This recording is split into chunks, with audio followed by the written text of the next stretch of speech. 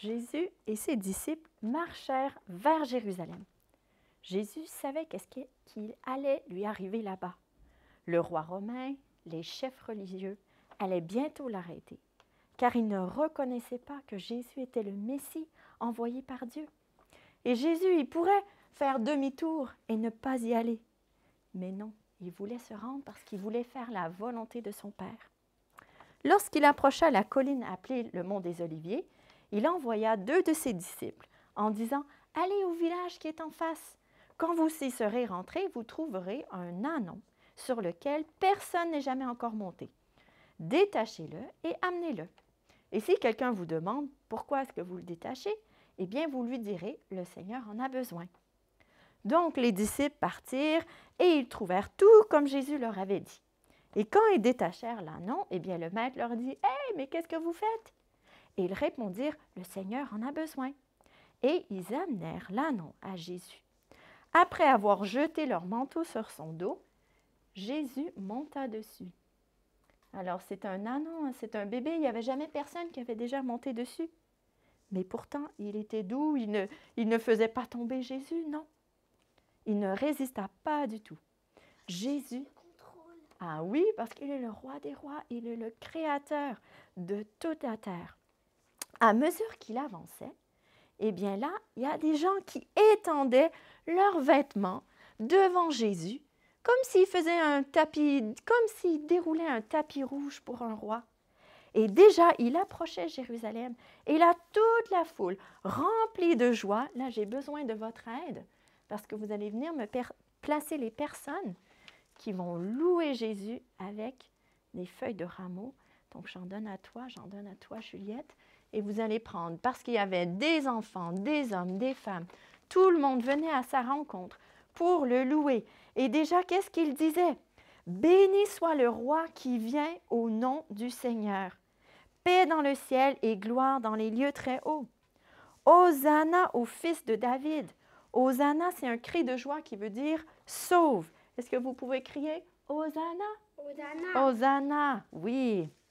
Alors le peuple croyait que Dieu avait envoyé le Messie. Alors les personnes ici, voilà. Pourquoi pas Jésus?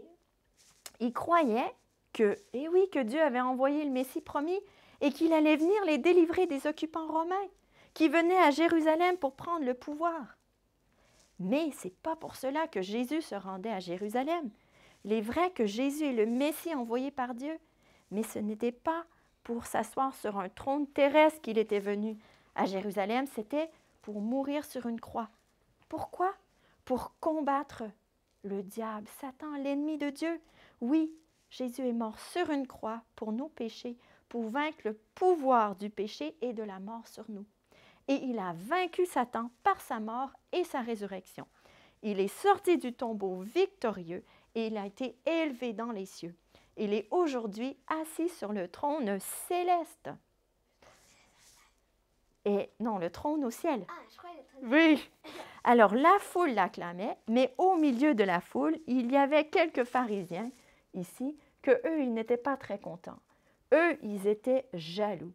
Et même qu'ils ont dit à Jésus, « Ah, mais Jésus, t'es laid, il ne devrait pas être en train de dire ça, de tout louer comme ça. » Mais Jésus leur répondit, « Je vous dis, si eux se taisent, si eux, ils ne disent rien, eh bien, c'est les pierres qui vont crier. » Dieu veut que tous sachent que Jésus est le roi. Hein? Comment est-ce que les pierres peuvent crier? Des pierres, ça peut... les faire tomber. Des pierres, ça ne peut pas crier, mais qu'est-ce que Jésus est en train de dire? C'est que si les hommes ne le louent pas, c'est sa création qui va le louer. Il peut même faire des pierres louer Dieu. Bah oui. Parce qu'il est bon de louer et d'adorer Jésus. Et là, Jésus continuait à approcher la ville de Jérusalem. Et quand il a vu la ville de Jérusalem, alors j'enlève les personnes un petit peu. Il a vu et qu'est-ce qu'il a fait? Il a commencé à pleurer. Pourquoi est-ce qu'il a pleuré? Parce qu'il savait qu'il allait mourir. Alors, oui, il savait qu'il allait mourir, mais il savait qu'est-ce qu'il allait arriver à cette ville de Jérusalem, aux gens qui étaient à l'intérieur. Et oui, je le place comme ça. Il aimait les gens, hein? Et il se préoccupe de leur destinée éternelle, comme il se préoccupe de notre destinée éternelle. Alors, qu'est-ce qu'il leur dit? Il dit, si seulement tu avais aussi reconnu aujourd'hui ce qui peut te donner la paix. Des jours viendront pour toi où tes ennemis t'encercleront, te détruiront parce que tu n'as pas reconnu le moment où tu as été visité. Jésus savait qu'est-ce qui allait bientôt arriver. Il savait que la ville serait détruite. Jésus nous aime et il veut nous donner la paix avec Dieu. Il se préoccupe de notre destinée éternelle. Il veut nous libérer du péché. Il veut nous donner la vie éternelle. Et c'est pour ça qu'il est allé à Jérusalem, même s'il savait qu'il allait être arrêté. Et si tu veux que Jésus te libère du péché, tu peux lui demander de te libérer du mal et de devenir ton roi. Et cette journée-là, ça a été une journée exceptionnelle. Parce que qu'est-ce qui est arrivé ce jour-là? Ça a accompli une prophétie que le prophète Zacharie avait annoncée 400 auparavant.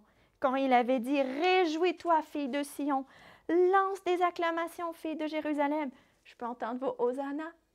Hosanna! Voici ton roi qui vient à toi. Il est juste et victorieux. Il est humble et monté sur un âne, sur un ânon, le petit d'une ânesse. Accueillons aujourd'hui Jésus comme notre roi. On va prier. Okay? Seigneur Dieu, on veut te dire merci d'avoir envoyé Jésus, le roi juste et victorieux. On veut te demander, Seigneur, pardon pour toutes nos fautes.